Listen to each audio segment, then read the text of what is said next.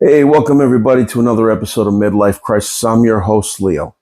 Now, check it out. This is going to be a multi-part series. Okay, so what I am doing here is I am building a custom bar. So this is my dining room, and this brick area is actually the center of my house. So behind this knockout part is three different chimney flutes. One's for the formal living room's chimney.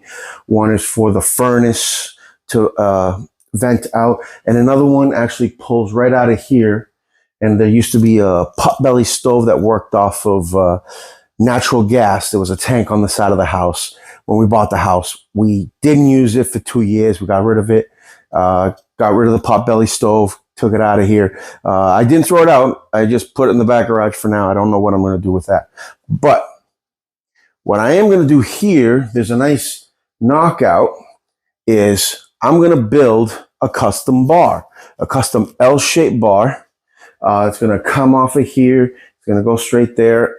What I did is I went on Facebook Marketplace and I bought 3 different wine racks, kind of like what you would buy at Pottery Barn or something, right? So give you an idea, right? This is what one of them is.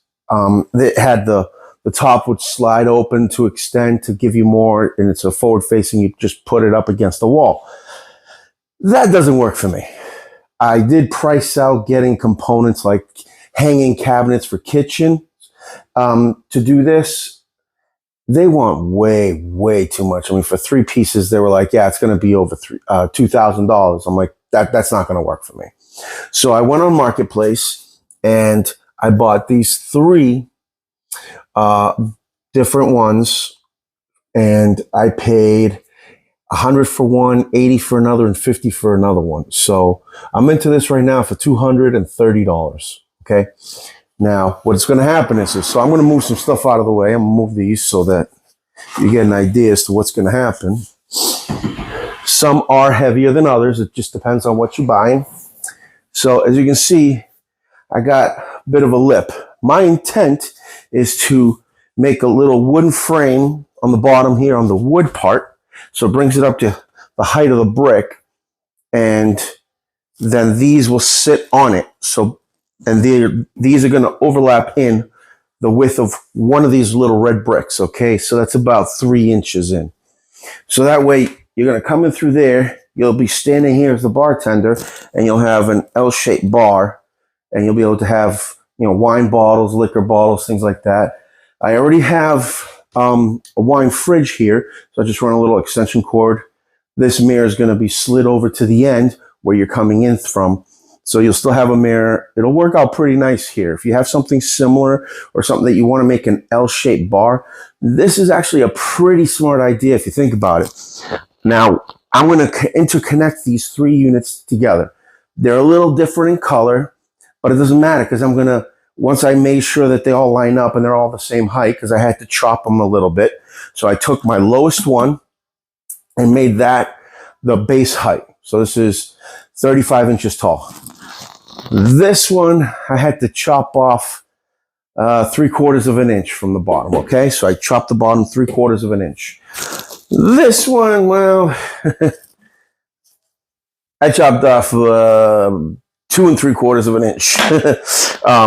But now they're all the same height, right? And then I had to figure out which ones I want to put in which order. So I'm going to put this one in the middle, connecting to this smaller one. I already notched the top of the small one and the bottom of this one. So now they already interconnect. So now all that's left is for me to put these 2 here together.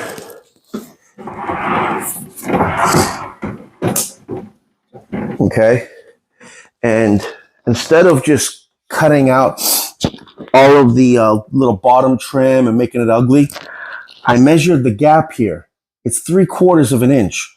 So what I'm going to do is I'm going to go get a piece of 3/4 inch plywood, sandwich it between these 2, and just run screws into it from both ends. Okay, so from this one in, from this one in at different altitudes, and it'll seal this up good. Now, I'm going to screw these 3 into one another Where these two meet, it's going to be like this. So what I'll do is I'll put a 2x4 right here.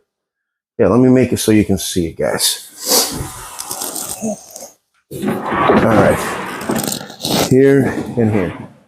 So see, I already notched here, and on this one, I notched if you're looking at the front, the bottom left side, right? So you just line them up, see where you got a notch, and then to put these together, I'm going to put a piece of 2x4 right here up to the height, and I'll screw in from both sides into it. Now, you're probably wondering, what am I going to do about this gap? Very clever. So you know how I'm going to make a frame that goes on the bottom of these that they're going to sit on? That's going to sit on the wood floor to bring them up to the height of the brick. Well, that's my police scanner. I always listen while my kids are in school. Make sure there's no issues at school these days, right? So, anyways, here, once I have the framing done, I'll stick another 2x4 up and into here, making a rectangle of 2x4s here, right? I'll put plywood on the backs. So there'll be a sheet of plywood going straight to this point, another sheet of plywood going across the back of this one and across the back of this one, okay? And it's going to be nice plywood, okay? It's got to be nice because that's going to be like what you see. You're not going to see these on the outside. So when customers, your guests, come up to you at the bar and you're behind the bar, they're just going to see this nice, smooth plywood or MDF if you like, right? You don't want that stuff with the big knots in it, okay? You want nice furniture-grade plywood or MDF. You paint it whatever color you want. Then, along the bottom, you're going to put in baseboard, right? You'll put in a piece of baseboard like you got on the house, right? That white baseboard trim that you have, like the sill, that way it matches your house. And you paint it the same as your house. Now, you're probably wondering, okay, great, so I'll have a nice little piece of baseboard, but then the back's just going to be plain plywood. No. What you do is you get molding, right? And you cut it into strips, you do 45-degree angles, and you make rectangles, picture frames. And you just tack nail it on with a little glue onto the back of the plywood, space it out the way you see in a dining room, right? Underneath the chair rail, you see those little rectangle cutouts. I'll show you in another video. Anyways, because my youngest daughter's bedroom is the formal living room, I wanted to have a 5-bedroom house. Anyways, you do that, this will look nice and custom. By having these all the same height, once everything's done, everything's painted, nailed together, the plywood's on, it is done. What you do is you hire a countertop company. Now you can go to the big box stores, Lowe's, Home Depot. I think they might have a minimum of square footage. I don't know. I haven't gotten to that step yet. Or you can just go to another local, smaller place. You're paying, okay? But granted, it's not that expensive. These days, they're doing it for like $39 a square foot. How much do you really think this is? I mean, you got 36, 36, and this one here is about 18. So it's not really much. What I will do is I'll have it curve here. That way, if I bump into it as I'm coming through, it's not going to poke me real hard. I'll kind of just bump off of it, okay? So, this is a work in progress. I just want to show you the stages that I'm at. Right now, I got all 3. I leveled them all off. I'm starting to notch them so that they kind of tie in together, okay? Next time you see it, I'm going to have the frame that these will sit on already built, and they'll be leveled and ready to go. I'll tell you any tips and tricks I get with that, but it's just 2x4s. 2x4s, some screws. Don't use nails, use screws. That way it really tightens it up good. I am going to screw these to that wooden frame. I haven't decided if I'm going to screw that wooden frame to my hardwood floor.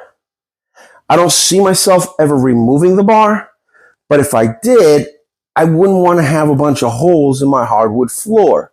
So I'm going to decide that once I build it to see if it's rickety or if it's a good solid standing. If it's good and solid, I'm not going to screw it down. But if it's just a little questionable, I'm going to screw it down.